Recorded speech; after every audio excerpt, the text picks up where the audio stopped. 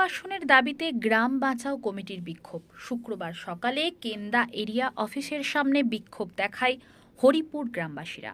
হরিপুর পঞ্চায়েতের উপপ্রধান গোপীনাথ নাগের নেতৃত্বে গ্রামবাসীরা এদিন এরিয়া অফিসের সামনে জমায়েত হন।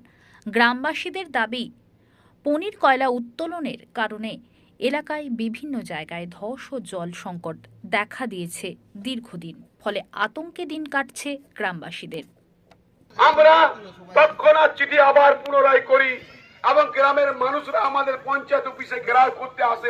সাহেবকে আমি ফোন করি, যা সাহেব এজেন্ট তাকে আমি জানাই, এপিএম সাহেবকে ফোনের মাধ্যমে আমি জানাই, পরক্ষণে আমরা চিঠির মাধ্যমে তাদেরকে জানাই। এরা আসে, প্রমোশন নেই, 2 মাস পর 2 বছর পর তারা চলে যায়।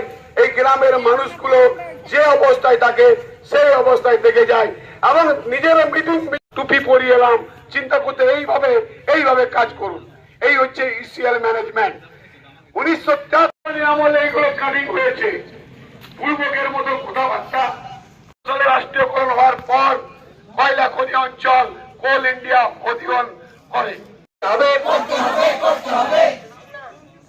ইসিএল ম্যানেজমেন্ট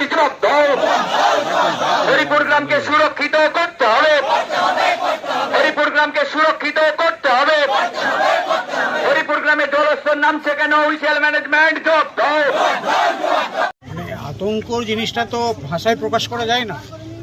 আতঙ্ক, আমাদের তো রাত্রে ঘুম আসছে না আতঙ্কে, যেহেতু আমাদের গ্রামের সারাউন্ডিং এরিয়াতে ধস নিত্য নৈমিত্তিক ঘটনা হয়ে গেছে।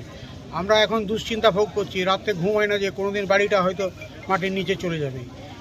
এই সংকটময় অবস্থা, এর থেকে আমরা কিভাবে উদ্ধার পাবো আগেও জানিয়েছিলাম, ওনারা কোনো কর্ণপাত করেননি। তার জন্যে আমরা সমবেতভাবে এখানে জমা হয়েছি।